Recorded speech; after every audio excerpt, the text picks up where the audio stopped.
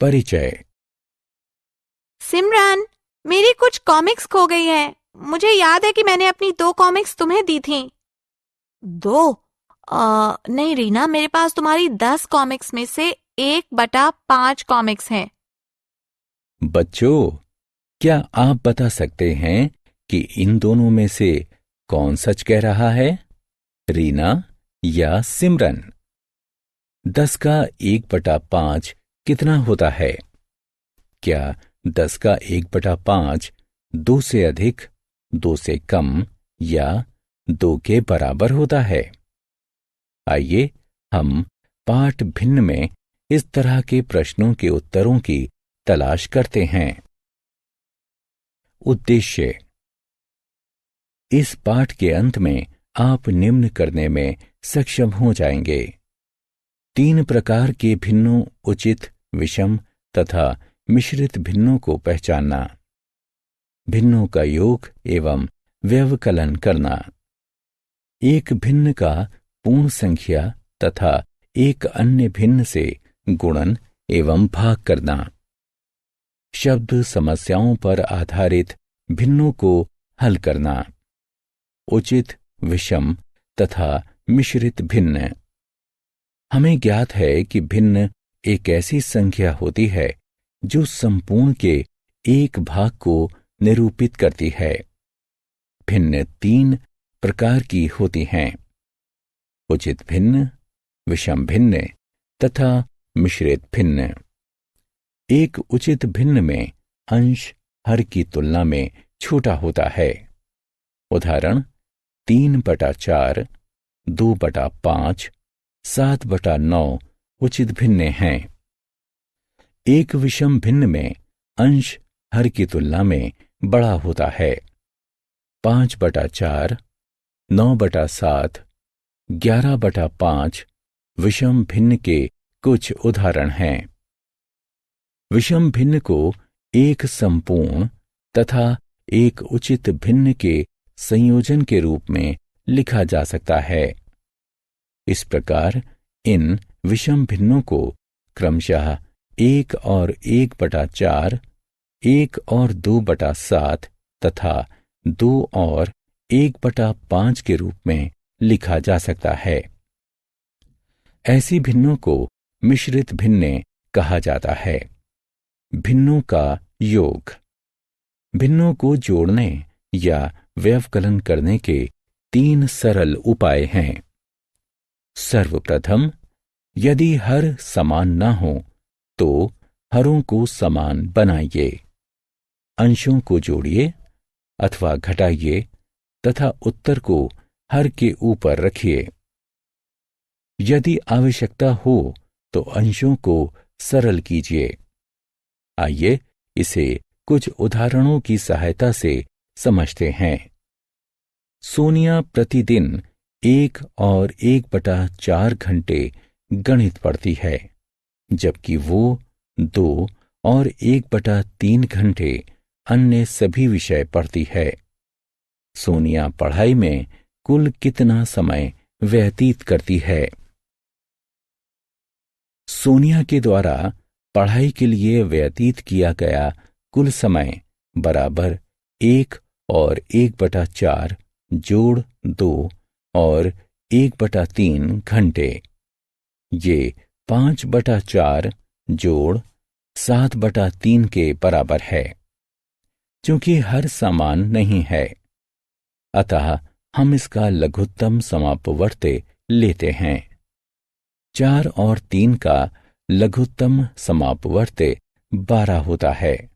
अतः 5 × 3/4 × 3 धन 7 × 4/3 × 4 से 15/12 धन 28/12 प्राप्त होता है।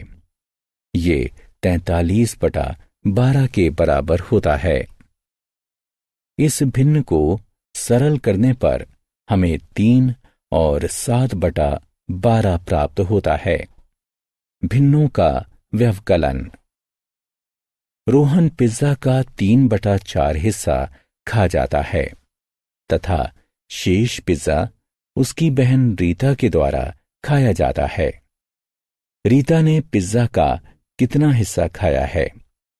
सबसे अधिक हिस्सा कितना था और किसने खाया था? आकृति को देखिए। यह दिखाती है कि रीता ने पिज्जा का 1/4 हिस्सा खाया था। 3/4 और 1/4 की तुलना करने पर हमें पता चलता है कि 3/4 1/4 से अधिक होता है। इस प्रकार रोहन के पास रीता की तुलना में पिज्जा का बड़ा हिस्सा है। 1/4 को 3/4 में से घटाने पर हमें आधा प्राप्त होता है। इस प्रकार रोहन ने अपनी बहन की तुलना में पिज्जा का आधे से अधिक हिस्सा खाया है। भिन्नों का गुणन। इस तस्वीर को देखिए। सभी वर्गों में छायांकित भाग हैं। एक वर्ग का प्रत्येक 1/4 भाग छायांकित है। एक साथ 6 छायांकित भाग कितना प्रदर्शित करेंगे? हम सभी हिस्सों को जोड़कर इसे हल कर सकते हैं। इसे छायांकित भागों की संख्या को प्रत्येक छायांकित भाग से गुणा करके भी हल किया जा सकता है। आइए कुछ उदाहरणों की सहायता से भिन्नों के गुणन की चर्चा करते हैं। एक भिन्न का एक पूर्ण संख्या से गुणन। इन षटकोणों को देखिए तथा कुल लाल रंग के हिस्सों का पता लगाइए। प्रत्येक षटकोण का 2/6 हिस्सा लाल रंग का है। इस प्रकार हमारे पास कुल 10/6 हिस्सा लाल रंग का है। हम इसे 5 को 2/6 से गुणा करके भी ज्ञात कर सकते हैं। इस प्रकार एक उचित या विषम भिन्न से पूर्ण संख्या का गुणा करने के लिए हम हर को समान रखते हुए भिन्न के अंश से पूर्ण संख्या का गुणा करते हैं। किंतु आप मिश्रित भिन्न को एक पूर्ण संख्या से कैसे गुणा करेंगे?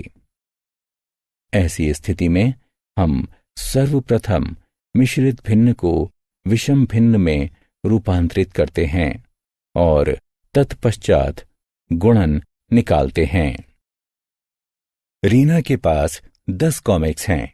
उसकी सहेली सिमरन ने उससे 1/5 कॉमिक्स उधार ली थी। सिमरन के पास कितनी कॉमिक्स हैं? दोस्तों, याद रहे कि ऑफ का मतलब गुणा होता है। इस प्रकार सिमरन के पास 10 कॉमिक्स में से कॉमिक्स का 1/5वां हिस्सा है, जिसका मतलब है कि 1/5 गुणा 10 जो कि 2 के बराबर होता है, जिसका तात्पर्य है कि सिमरन के पास 2 कॉमिक्स हैं। एक भिन्न का भिन्न से गुणन। आइए अब हम जानेंगे कि 2 भिन्नों का गुणन कैसे ज्ञात किया जाता है। जैसे 1/4 गुणा 1/2। आकृति में छायांकित भाग संपूर्ण हिस्से के आधे भाग को दर्शाता है। इस भाग को निकालकर तथा इसे 4 समान हिस्सों में विभक्त करने पर हमें एक आकृति प्राप्त होती है, जिसमें प्रत्येक भाग 1/4 गुणा आधे भाग को दर्शाता है। 1/4 गुणा आधे का तात्पर्य है कि 1/4 गुणा 1/2 ये 1/8 के बराबर होता है। हम अंशों का गुणा भाग हरों का गुणा करके 2 भिन्नों का गुणा करते हैं। रियान प्रतिदिन सुलेखन का अभ्यास करता है। प्रतिदिन वह 1/3 पेज लिखता है। वो 2 और 3/4 दिनों में कितने पेज लिखता है? रियान के द्वारा एक दिन में लिखे गए पेज बराबर 1/3। अतः रियान के द्वारा 2 और 3/4 दिनों में लिखे गए पेज बराबर 1/3 गुणा 2 और 3/4। ये 1/3 गुणा 11/4 के बराबर है, जो 11/12 के बराबर है। इस प्रकार रियान 2 और 3/4 दिनों में 11/12 पेज लिखता है। एक पूर्ण संख्या का एक भिन्न से भाग। एक भिन्न से पूर्ण संख्या का भाग कैसे किया जाता है, आइए हम पता लगाते हैं। आइए हम 1/2 का एक उदाहरण लेते हैं। हम संपूर्ण को समान हिस्सों की संख्या में इस तरह विभक्त करते हैं कि प्रत्येक हिस्सा संपूर्ण का आधा हो। इस प्रकार हम 2 आधे हिस्से प्राप्त करते हैं। तो हम कह सकते हैं कि 1/2 बराबर 2 होता है। किंतु 1 गुणा 2 भी 2 के बराबर होता है। इस प्रकार 1/2 बराबर 1 गुणा 2 बटा 1 होता है। 2/1 1/2 का व्युत्क्रम है।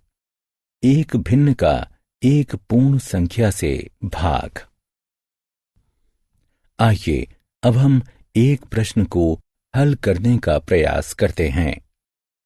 यदि 10 सेंटीमीटर लंबाई के एक कलर पेपर को 2/5 सेंटीमीटर की लंबाई की समान छोटी स्ट्रिप्सों में विभक्त किया जाता है, तब हमें कितनी स्ट्रिप्स प्राप्त होंगी? 2/5 का व्युत्क्रम 5/2 है, तो 10/2/5 बराबर 10 गुणा 5/2।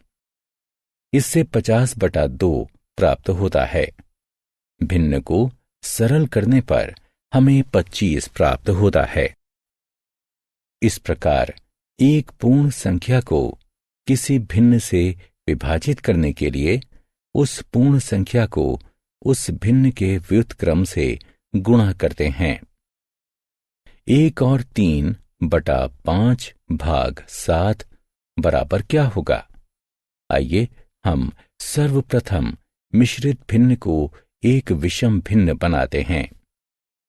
हमें 8/5/7 प्राप्त होता है।